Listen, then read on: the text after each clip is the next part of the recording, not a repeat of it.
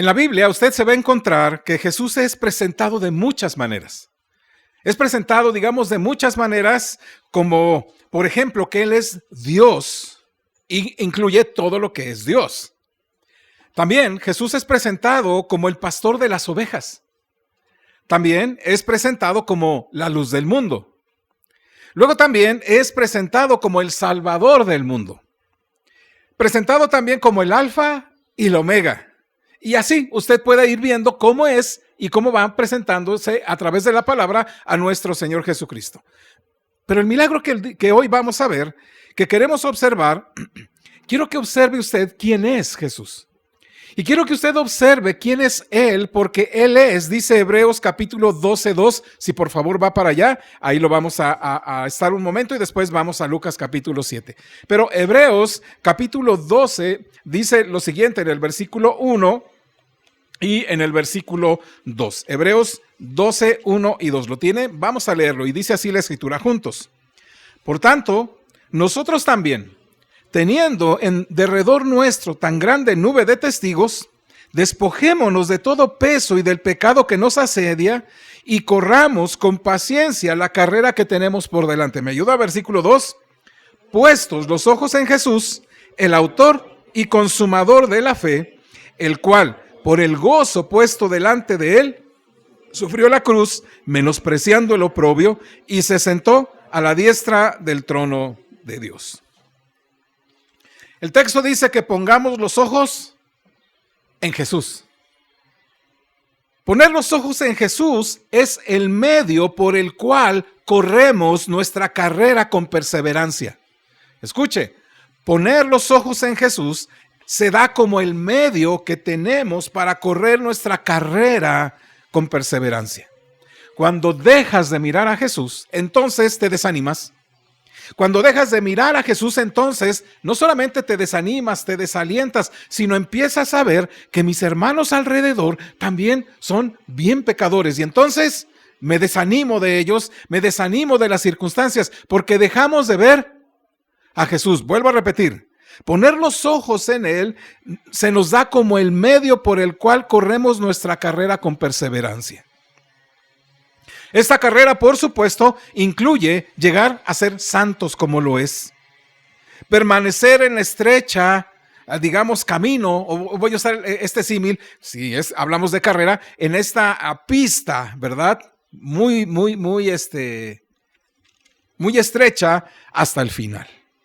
Y cuando ponemos los ojos en Jesús, entonces vas a descubrir tres cosas que van a afectar tu carrera. Lo primero, el texto de Hebreos 12:2 dice así: puestos los ojos en Jesús, y aquí está el resultado. O aquí está, digamos, en ese sentido, la primera cosa que afecta a tu carrera.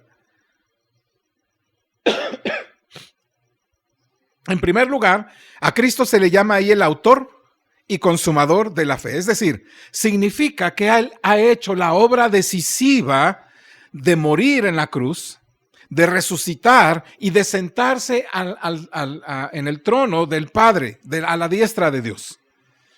Gracias a Cristo, nuestra fe ahora está bien fundada y está bien acabada, porque Él es el autor y Él es el consumador, el iniciador y el que la consume en su totalidad.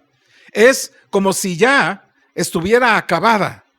En otras palabras, gracias a nuestro Señor Jesucristo, llegamos a la meta. Nadie puede llegar a esa meta si no es por Cristo, si no es que pones tus ojos en Él.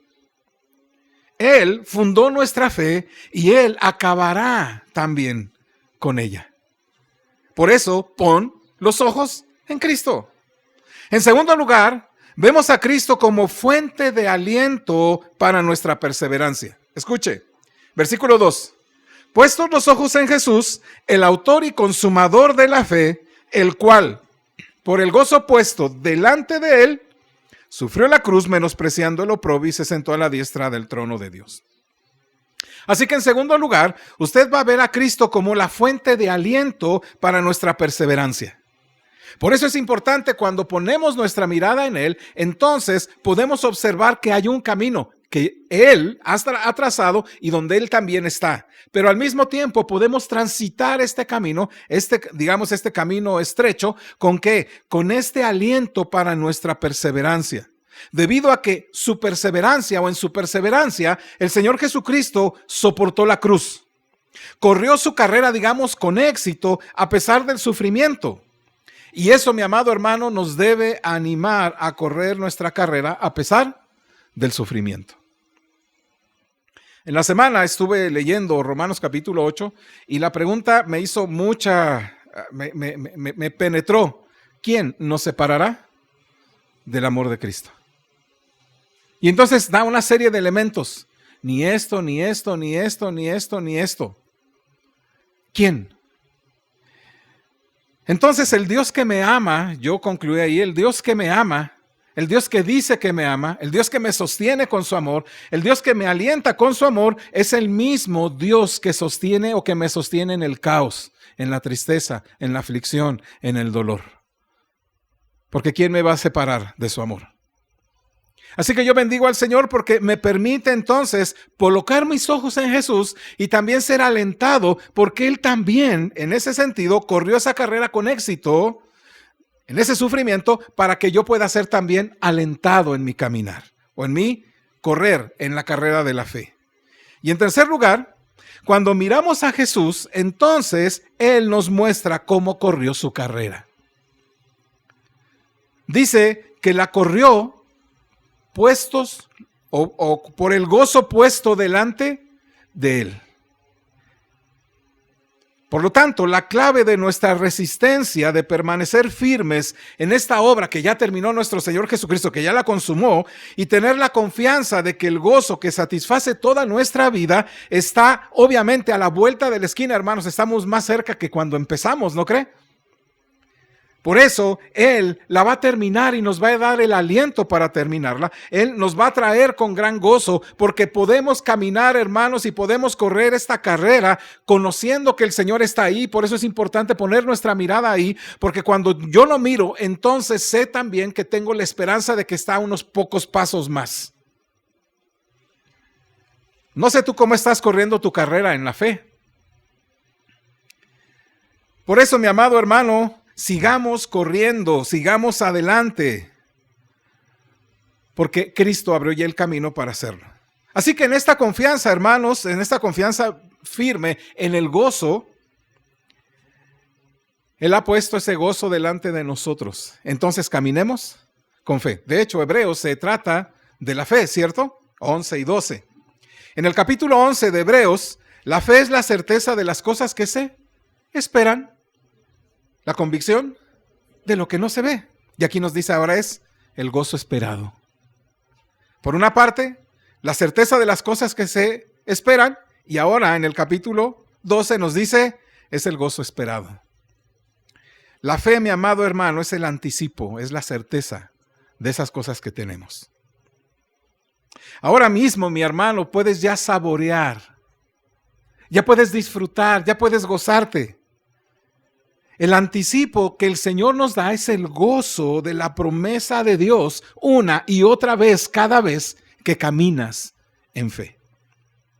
Por eso en Hebreos 11, los santos obedecen por fe. Es decir, esta fe, esta esperanza confiada de su futuro glorioso en el Señor.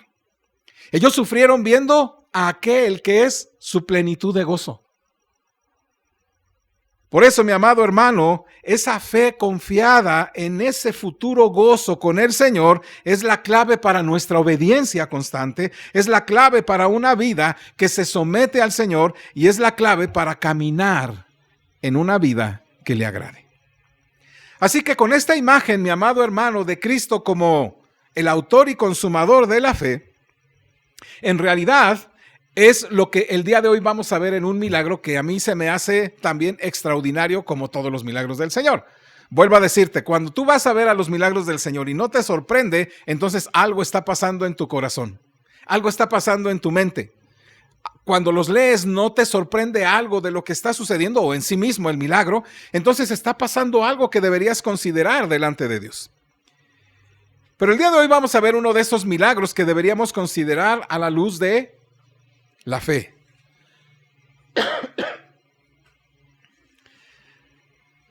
Quiero decirte que vamos a encontrar aquí a un hombre que sorprendió al Señor. ¿Tú puedes imaginarte a Jesús siendo sorprendido por algo? Bueno, Dios no se sorprende de nada, ¿verdad? Porque Él es Dios. Pero Jesús en su condición de hombre se sorprendió. Y escuche, se sorprendió de dos maneras. Se sorprendió por la incredulidad de alguien o de un pueblo. ¿Te imaginas eso? Que Jesús quedó pasmado de que un pueblo entero fuera incrédulo. Y también se vio pasmado por la fe de alguien. Entonces, de entrada te pregunto, hermano, cuando viene Dios a tu vida hoy, siendo Él el autor y consumador de la fe, ¿qué ve de ti? ¿Qué ve en tu fe? ¿Se sorprendería por ver tu incredulidad? ¿O se sorprendería por ver tu fe? Esto es lo que va a suceder en este texto. Ahora vuelva allá a Lucas capítulo 7. Jesús acaba de descender de un monte muy famoso. Bueno, no conocemos el nombre. ¿O usted conoce el nombre? ¿No? Ahora ya se conoce como ese monte donde dio aquel gran mensaje. El monte de las bienaventuranzas, ¿verdad? Ok. Jesús acababa de descender justamente de ahí, de esa cima de ese monte que se encontraba a las afueras de Capernaum. Capernaum es una ciudad marítima. Está en la región de Zabulón y de Neftalí. Y que, como recordarán, digamos, en esa zona de Capernaum, fue, digamos, el centro de operaciones del Señor Jesucristo, en esa zona. Él constante iba a Capernaum, ahí estaba, ahí dormía, ahí comía y ahí hizo algunos milagros. De ahí salía toda esa región. Y acababa de dar o pronunciar este famoso sermón del monte o de la montaña. Y dice la escritura que descendiendo inmediatamente de ese monte o de esa montaña, descendiendo se le acercó un leproso y le dijo: Señor, si quieres, puedes limpiarme. Estoy en Mateo 8, del 1 al 4, no vaya para allá. Y bajando el Señor Jesucristo es lo primero que va a suceder. Ese leproso que le dice: Señor, si quieres, puedes limpiarme. ¿Qué había dicho el Señor en el sermón del monte? ¿Qué había dicho sobre la misericordia, sobre el amor al prójimo? ¿Qué había dicho de eso? Que amáramos, que fuéramos misericordiosos. Y entonces aquel hombre le dice: Señor, si quieres puede limpiarme. Y Jesús le dijo, ¿recuerdan? Quiero, sé limpio. Y al instante su lepra desapareció. Esto es maravilloso, es la primera cosa que va a hacer. Así que lo primero que hace es hacer un milagro para un judío que estaba leproso, mostrando lo que él había dicho allá en el Sermón del Monte. Ahora venía la práctica. Luego va caminando y ahora va a entrar a Capernaum, la ciudad que les mencionaba. Mateo es, porque también está el relato en Mateo. Mateo es más breve en cuanto a lo que dice, ¿verdad? Pero a Lucas, el escritor Lucas, ustedes han notado el Evangelio según San Lucas y Hechos, ustedes van a encontrar que a Lucas le gusta mucha parte la histórica, le gusta mucho dar detalles de cosas. Entonces en Lucas vamos a encontrar mucho de este detalle que también está en Mateo. Pero bueno, entra Jesús a Capernaum y Lucas nos dice que fue recibido por un grupo pequeño de ancianos judíos que tenían una petición urgente. Y entonces les invito por favor a que leamos en este momento Lucas capítulo 7 del versículo 1 al versículo 10. Lucas capítulo 7 del versículo 1 al 10. Así que les invito por favor a ponernos de pie y hacemos la lectura de esta porción de la palabra. Les invito a que la leamos con reverencia, con voz fuerte y respetando los signos como están puestos ahí. Dice así la palabra del Señor en Lucas capítulo 7 del versículo 1 al versículo 10 juntos. Después que hubo terminado todas sus palabras al pueblo que le oía, entró en Capernaum. Y el siervo de un centurión, a quien éste quería mucho, estaba enfermo y a punto de morir. Cuando el centurión oyó hablar a Jesús, le envió unos ancianos de los judíos, rogándole que viniese y sanase a sus siervos. Y ellos vinieron a Jesús y le rogaron con solicitud diciéndole: es digno de que le concedas esto, porque ama a nuestra nación y nos edificó una sinagoga. Y Jesús fue con ellos. Pero cuando ya no estaban lejos de la casa, el centurión envió a él unos amigos diciéndole: Señor, no te molestes, pues no soy digno de que entres bajo mi techo. Por lo que ni aún me tuve por digno de venir a ti. Pero di la palabra y mi siervo será sano. Porque también yo soy hombre puesto bajo autoridad y tengo soldados bajo mis órdenes. Y digo a este: ve y va. Y al otro: ven y viene. Y a mi siervo: haz esto, y lo hace. Al oír esto, Jesús se maravilló de él, y volviéndose dijo a la gente que le seguía: os digo que ni aún en Israel he hallado tanta fe. Y al regresar a casa, los que habían sido enviados hallaron sano al siervo que había estado enfermo. A Dios sea la gloria. Pueden tomar su lugar, hermanos. Así que Jesús acaba de dar esas palabras en el Sermón del Monte, había dicho tantas cosas maravillosas, ¿verdad? Y inmediatamente lo reciben unos ancianos judíos, unos ancianos, ¿verdad?, que eran gobernantes de ese lugar. Este grupo de ancianos trae una petición urgente a Jesús. ¿Cuál era esa petición? ¿Podría Jesús ir rápidamente a la casa de ese centurión romano cuyo sirviente estaba tan enfermo que estaba a punto de morir? ¿Podría? De hecho, el propio centurión había enviado a estos ancianos a Jesús para hacerle la petición. Ahora, debemos explicar rápidamente, voy a explicar brevemente. El centurión era un centurión romano, es decir, era uno de los que tenía subyugados a la nación de Israel. Es uno de esos que le decía a un judío mientras iba caminando: tú, ven acá, llévate esto, camina una milla. Entonces tenía que caminar una milla con aquello que le daba aquel centurión romano, caminaba la milla, se lo daba, y el Señor dijo: no, eso es cumplir ahí solamente, pero en los hijos del reino, ¿qué hacen? Van dos. Bueno, eso no significa que nada más camines dos y ya estuvo suave, ¿no? Significa que van más allá de esas cosas, ¿verdad? Es estos que le dicen a un judío: dame tu capa porque la necesitamos. Y entonces él no solamente, no, también ten otra, no, también ten esta parte. Esos son los que el Señor había dicho. Y este hombre, centurión romano, era uno de esos que tenía subyugados a la nación de Israel. Pero escuche, este hombre tenía algo. Tenía amigos judíos, ancianos judíos amigos, y entonces lo que va a suceder aquí es que tiene a un siervo muy enfermo. Dice la escritura ahí: y el siervo de un centurión a quien éste quería mucho, el centurión a su siervo, estaba enfermo y a punto de morir. Cuando el centurión oyó hablar de Jesús, le envió unos ancianos de los judíos, fíjese, rogándole que viniesen y sanasen a su siervo. Entonces estos judíos, estos ancianos judíos, estaban hablando por un romano. ¿Esto no se les hace medio raro? Estaba hablando por un romano. Ahora, esto va a ser importante. El propio centurión había enviado a esos, ¿verdad?, a hacer la petición.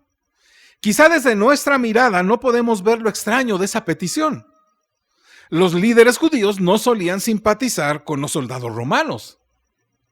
Pero uno de ellos rápidamente le agregó algo para decirle al Señor que fuera. ¿Qué fue lo que le dijo rápidamente al Señor? Versículo 4. Y ellos vinieron a Jesús y le rogaron con solicitud y le dijeron, o diciéndole: es digno de que le concedas esto. Aquí tienes unos judíos, ancianos, diciéndole a un hombre pagano, a un hombre no judío, a uno que los tenía con la bota sobre ellos, que estaba ahí puesto para hacer disuadir toda cuestión, ¿verdad?, judía. Él es digno. Escuche bien estas palabras porque las voy a retomar más adelante. Estos judíos calificaron a este hombre como digno. Ahora piense ya si un judío y además un anciano del pueblo judío le dice a un romano que es digno. Esto ya parece medio raro, ¿no? Pero es digno, le dijeron. Y la dignidad de este hombre, según ellos, para ellos, estaba por una cuestión. Me ayuda versículo 5 ahora, 4 y 5, vamos a leer juntos, dice ahí. Y ellos vinieron a Jesús y le rogaron con solicitud diciéndole, es digno de que le concedas esto, porque ama nuestra nación y nos edificó una sinagoga. Entonces este soldado romano, y a mí se me hace increíble porque este es un centurión, y un centurión no llega ahí simplemente por sobornos. Llegaba por la calidad, digamos, de fuerza, de estrategia, de ser rudo, ¿no? Porque pues un centurión debería ser rudo. Y te encuentras algunos de esos, por ejemplo, que van a crucificar al Señor Jesucristo, están ahí puestos, ¿verdad? Son gente ruda, que había ganado batallas. Ahí se llegaba por esa valentía, por ese arrojo, por esa fiereza, ¿no? Que hacía un centurión. Pero escuche, ellos le dicen, él es digno por dos cosas.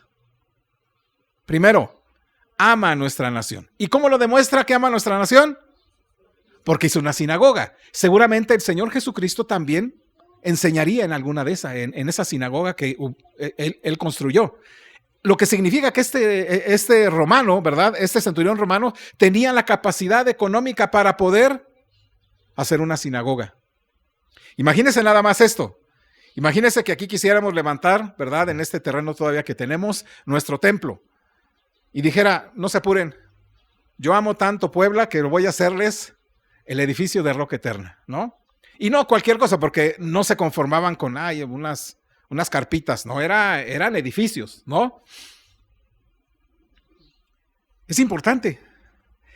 Estos ancianos califican a este centurión digno. Y observa otra cosa rara en el asunto, porque los soldados romanos no solían simpatizar con los judíos y menos mandarles a hacer una sinagoga, ¿no? Pero aunque a nosotros nos parezca raro, a Jesús no. Jesús sabe, Jesús conoce. Y Jesús no bajó de ese sermón del monte simplemente porque tenía que bajar y bueno, pues la casualidad juntó a estos. No, no es así. Jesús sabe perfectamente lo que está pasando y lo que va a pasar.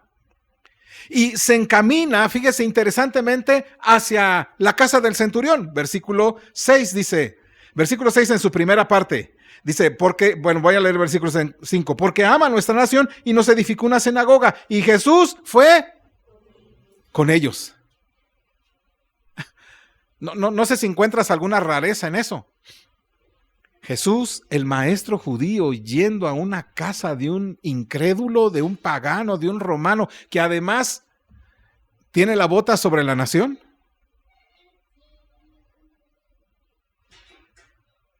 Mire, por eso empecé diciendo que Jesús acababa de descender del monte. Y Jesús habló de cosas maravillosas y palabras hermosas. En el sermón del monte Jesús, dice la escritura, describió a un verdadero discípulo, describió a un hijo del reino, describió a un ciudadano del reino de los cielos, describió lo que son y lo que deben ser los ciudadanos del reino de los cielos.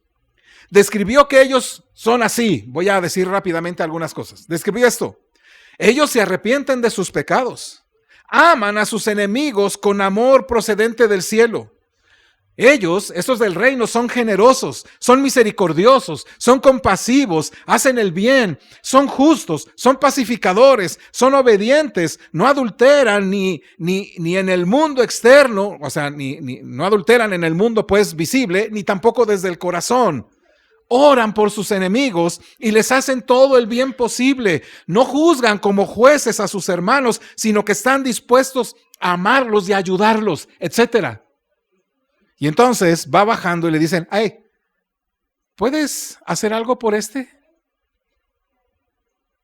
¿Notas cómo es el evangelio?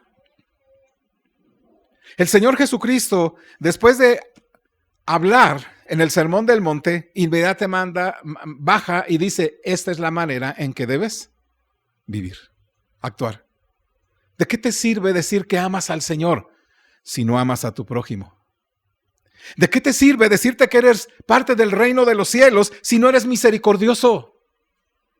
¿De qué te sirve, verdad, decir que puedes tener tantas cosas maravillosas si no estás dispuesto a ir una milla? Si no estás dispuesto a perdonar, si no estás dispuesto a ayudar a tu hermano para decirle, hermano, permíteme ayudarte a sacarte eso que tienes del ojo, permíteme hacerlo. Pero el Señor, mi amado hermano, va bajando y dice, hey, la palabra, lo que yo digo, tiene una connotación y una práctica cotidiana y diaria. Que puedes hacerlo desde que sales de tu casa, es más, desde antes de tu casa ya lo estás aplicando. Por eso, mi amado hermano, ten mucho cuidado como escuchamos y como vemos la Escritura. Y bueno, después de decir ciertas cosas, tiene que venir al ejemplo de cómo llevamos esa vida como hijos del reino. Y es importante porque ¿quiénes son los ciudadanos del reino de los cielos? Los que son de Cristo. ¿Y quién es el rey de ese reino de los cielos? Cristo. Entonces el rey ahora poniendo el ejemplo. El primer ejemplo es viene un judío diciéndole, quiero ser sano. Si puedes, límpiame. Y el Señor dijo, quiero. ¿Notan? Este rey diciéndole sí. ¿Por qué? Porque tengo misericordia. Y ahora viene y se enfrenta con un no judío que le dicen los principales, él es digno porque nos ha hecho una sinagoga. Y Jesús no dice nada. A ver, momento. No, momento, aquí yo vine solamente a los hijos de Israel. Sino él dice, ok, vamos.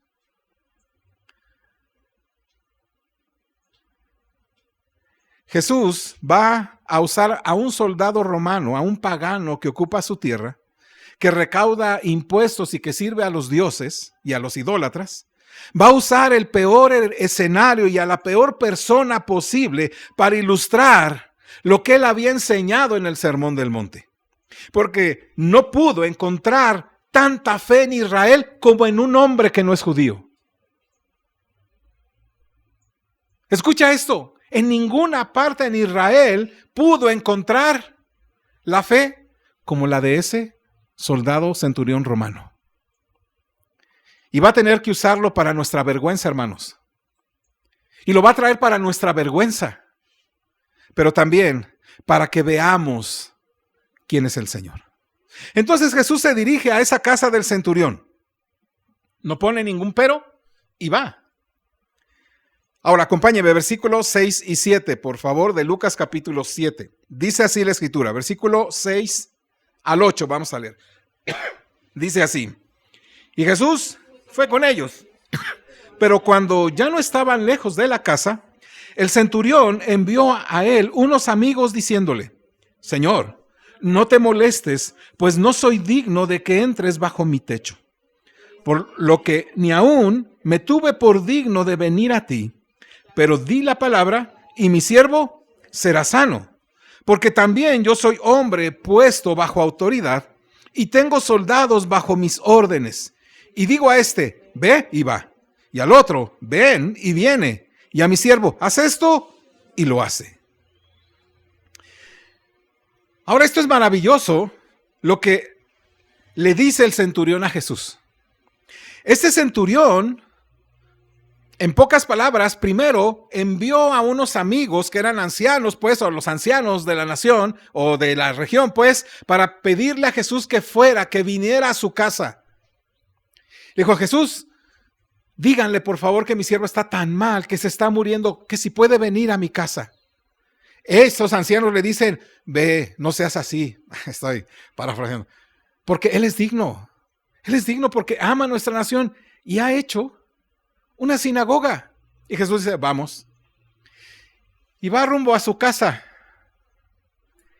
Y poquito antes de llegar a su casa, el centurión le manda decir algo con unos amigos.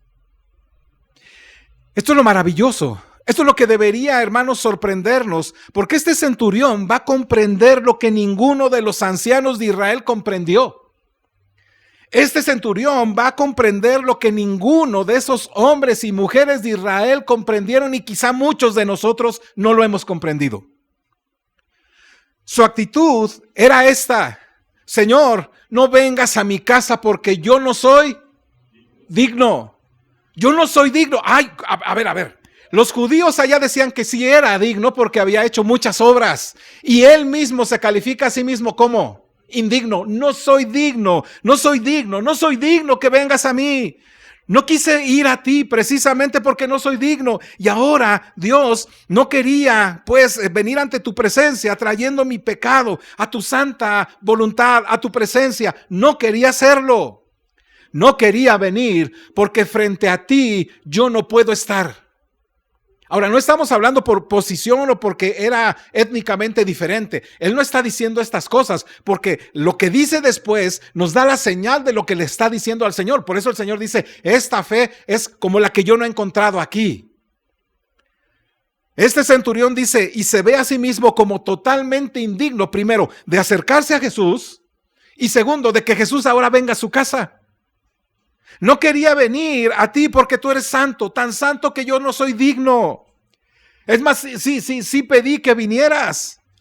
Pedí que vinieras a mi casa porque no soy digno de acercarme a ti. Pero ahora que veo que te acercas a mi casa, que estás tan cerca de mi casa, tampoco veo digno que vengas a mí y a mi casa. Seguramente esto ya está detrás de todo lo que él ve de Jesús. Quiero que veas que mientras los judíos veían a este hombre digno, ¿cómo se veía el centurión a sí mismo? Indigno. No importa lo que hagas dentro de la iglesia. No importa quién seas. No importa que en la iglesia donde asistas haya una banca con el nombre de tu familia. Esta banca fue donada por la familia fulana de tal. No importa que ese pilar que está por ahí diga, este pilar fue donado por la familia de tal. Eso no importa, porque si no te estás viendo indigno delante del Señor Jesucristo, entonces en realidad no estás viéndolo como Él es, santo. Esos hombres calificaban a este centurión romano por lo que había hecho. Pero este hombre se sienta a sí mismo y se ve a sí mismo como indigno frente a la santidad de Dios. ¿Cómo estás viéndote tú delante de Dios? Así como eres. Bendito sea por nuestro Señor que nos rescató y ahora somos dignos de estar frente a su trono. Pero, ¿cómo te ves? Quiero que veas eso. El centurión se veía indigno ante Jesús. Lo que primero pidió que fuera a su casa, ahora ha cambiado por una causa de indignidad personal, por su propia vergüenza, al grado de que le dice, mira, no te molestes. Escuche lo que le dice. Versículo 6 dice, Jesús fue con ellos, pero cuando ya no estaba lejos de la casa, el centurión envió a él unos amigos diciendo, Señor, ¿qué dice la palabrita? No te molestes. ¿Sabes? La palabra que aparece ahí no simplemente es, así, no, como nosotros decimos, no es molestia. Esta palabra, molestia, significa indignarse. El centurión le dice, mira, no te indignes, no te sientas que venir a mí es algo indigno. Por favor, yo no quiero trastocar lo que tú eres. No te enojes, por favor, porque yo sé quién soy y tú eres el Santo de Israel, así que por favor, no te enojes, no vengas. Aquí tienes a uno de los que dice la Biblia que Dios no rechaza. Salmo 51, 17, por favor. Este hombre, este centurión le dice, no quiero que te molestes, que te enojes, no quiero que la indignidad de mi vida te cause aflicción a ti. Mire tantas cosas que le está diciendo, no quiero que mi indignidad te aflija a ti, que te cause aflicción. Este es el tipo de personas a los cuales él no rechaza. Me ayuda 51:17 del Salmo, dice, los sacrificios de Dios son el espíritu quebrantado. Escucha, ayúdame, al corazón contrito y humillado no despreciarás tú, oh Dios. Este es el tipo del cual Dios nunca desprecia. Aquel hombre, mi amado hermano, ¿qué hizo frente al Señor? Reconoció su condición y reconoció quién era Jesús. Y en ese reconocimiento vio su propia indignidad. Así que aquí tienes a uno que él no rechaza, que Dios no rechaza, porque se ha humillado delante del Santo de Israel, reconociendo que su santidad es tan grande y majestuosa que mi indignidad lo podría ofender, que le podía causar una aflicción. Aquel hombre no solo se humilló, reconociendo la santidad de Jesús, pero hizo otra cosa. Me ayuda versículo 7. 7 y 8. Ayúdame, dice así, estoy en Lucas capítulo 7. Ayúdame, dice así. Por lo que ni aún me tuve por digno de venir a ti, pero di la palabra y mi siervo será sano. Porque también yo soy hombre puesto bajo autoridad y tengo soldados bajo mis órdenes. Y digo a este, ve y va, y al otro, ven y viene, y a mi siervo haz esto y lo hace. Ahora escuche bien, no solamente ve quién es Jesús, quién es Él, y ve que su propio pecado, su propia indignidad puede causar aflicción al Señor. El centurión reconoce la santidad divina de Jesús, su propia pecaminosidad, y supo que no era digno de esa presencia. Pero reconoció esto, su autoridad. Mientras los ancianos judíos le hacían preguntas como, ¿con qué autoridad haces estas cosas? ¿Y quién te dio autoridad de hacerlas? Mateo 21, 23. ¿Con qué autoridad hablas? Este centurión reconoce su autoridad. Este extranjero sabía exactamente quién era Jesús. Sabía que Jesús tiene una autoridad tal que lo que hace y lo que dice y lo que manda se obedece. Sabía que Jesús tenía autoridad del Padre para ordenar al mundo natural cualquier cosa. Sabía que el hecho de que Jesús estuviera en su casa, de hecho, ni siquiera era un factor para que sanara a su siervo. ¿Me explico? Jesús podía haber desaparecido la enfermedad de su siervo desde cualquier distancia. Eso es lo que le está diciendo al Señor. Por lo que también este centurión ejerce fe en el Señor sobre lo que puede hacer. Escuche esto, versículo 7. Por lo cual ni aún me tuve por digno de venir a ti. Escuche, pero di la palabra. Escuche lo que le dice, pero di la palabra y mi siervo será sano. El centurión está entendiendo que Jesús es el poder divino en persona. Él entiende que la palabra de Jesús tiene toda la autoridad absoluta y que sus palabras son omnipotentes. Entiende que Jesús es el Hijo de Dios. Este centurión está entendiendo que Él tiene toda la autoridad divina en el cielo y en la tierra. Está entendiendo que Jesús gobierna en el mundo. Está entendiendo que Él gobierna sobre la vida, sobre la muerte, que Él tiene autoridad sobre cualquier cosa, que solamente significa di la palabra. Dilo. Cree que lo que manda decir Jesús se cumple, se hace, se lleva a cabo. Por eso dice, di la palabra y mi siervo sanará. Y esto es algo, mi amado, que deberíamos tener en cuenta, porque este centurión dice, bueno, yo lo que hago es esto, yo tengo la autoridad sobre mis soldados. Y le digo a uno, oye, dile a tal que haga tal cosa. ¿Y qué hace este? Lo obedece. Y yo puedo decirle al más soldado, al más de mayor bajo rango de todos, haz esto. ¿Y qué hace? Porque tengo autoridad. Y este centurión le está reconociendo que él es superior, que él es Dios. Y entonces viene algo que no pensaríamos que Jesús pudiera hacer. Versículo 9, Dice así juntos. Al oír esto, Jesús se maravilló de él y volviéndose dijo a la gente que le seguía, os digo que ni aún en Israel he hallado tanta fe. Él no dijo, y os digo que en Capernaum no he hallado ninguna fe. Él no dijo, no he hallado fe en alguna zona de Israel. Él dijo, en todo Israel. En todo Israel, desde el sur hasta el norte, no he hallado una fe como la de este hombre. Jesús, dice el texto, al oír esto, Jesús se maravilló. Se maravilló de él y volviendo le dijo a la gente, ¿sabe? Jesús se maravilló de la fe de ese hombre. Y cuando Jesús se maravilla de la fe de este hombre, deberíamos considerar y pensar, caray, Jesús ¿se maravilla?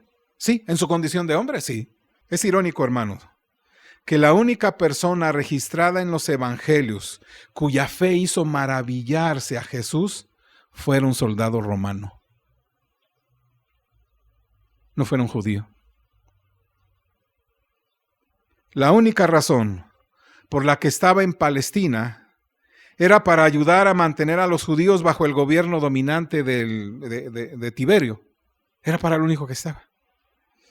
Pero Jesús se asombró de que un soldado gentil, un extraño a las promesas y al pacto, un hombre con un entendimiento totalmente limitado de las Escrituras, en el mejor de los casos, era lo poquito que podría saber, viera lo que pocos en Israel vieron. Este hombre vio en Jesús al Hijo de Dios, al Santo de Dios, a aquel que no somos dignos por nuestro propio pecado, aquel que tiene autoridad soberana y que es digno de ser honrado, creído, amado, buscado.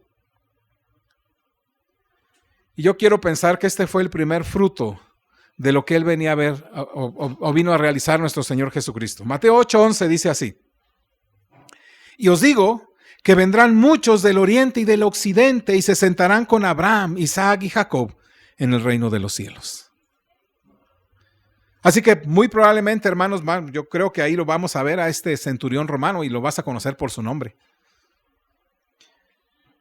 Quizá sea ya el primer fruto de lo que el Señor dijo que iba a suceder. Y después nosotros, de oriente y de occidente, nos acercaremos también ahí. Lucas 7:9. Al oír esto, Jesús se maravilló de él y volviéndose dijo a la gente que le seguía: os digo que ni aún en Israel he hallado tanta fe. Jesús es el autor y consumador de la fe.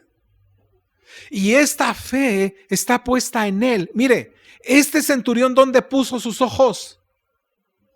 En Jesús. Y cuando miró a Jesús, entonces en él brotó la fe. Y Jesús hizo que esa fe puesta en él fuera consumada en él mismo. La fe de este centurión deja a Jesús maravillado. Y su fe, él la catalogó como única en Israel, porque el hombre con la mayor fe en Israel era un centurión que simplemente sabía quién es Jesús, qué es capaz de hacer, le pidió humildemente y confió en que recibiría lo que necesitaba. Y yo te pregunto, ¿ese es el tipo de fe que tienes? Lo triste de esto, mi amado hermano, lo triste de este pasaje es lo que dice Jesús con respecto a que no había hallado en toda la nación de Israel una fe como esa. A pesar de que ellos dicen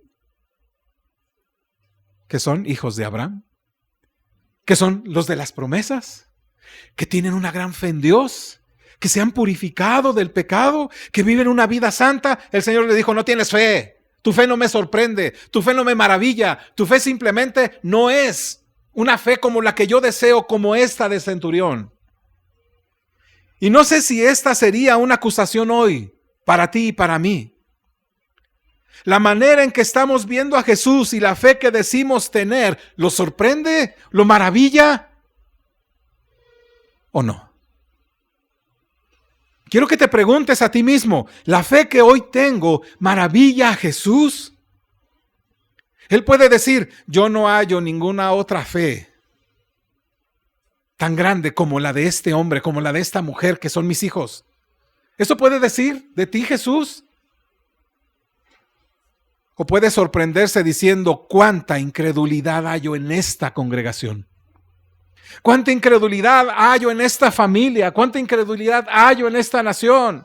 ¿Qué ve en Jesús en ti? ¿Orgullo? ¿Justicias propias? ¿Incredulidad? Diciendo: no, sí, él sí es digno del Señor. No, hombre, él es bárbaro, no es tremendo porque hace y deshace. Él sí seguramente tiene un lugar preparado en el cielo. Pero escúchame, amado hermano, la fe que sorprende al Señor es una fe humilde, que cree en su poder, que cree en lo que Él hace, que lo reconoce por lo que es. El verdadero discípulo reconoce primeramente su propia indignidad ante la santidad de Jesús. ¿La reconoces todos los días?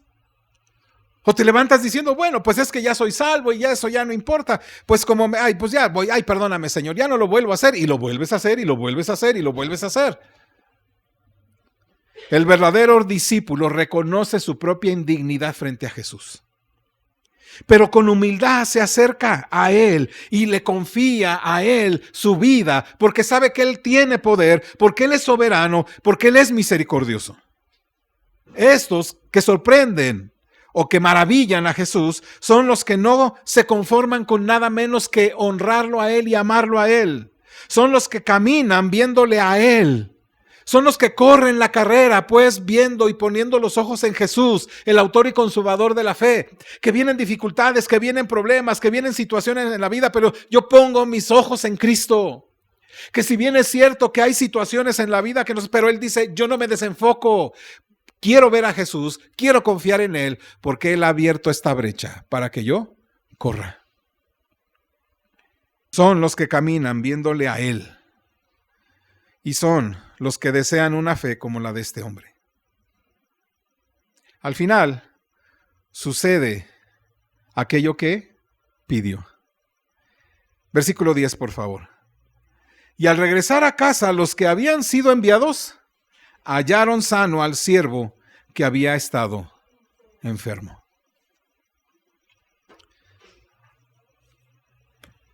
Desde lo lejos, Jesús mandó que esa enfermedad se fuera.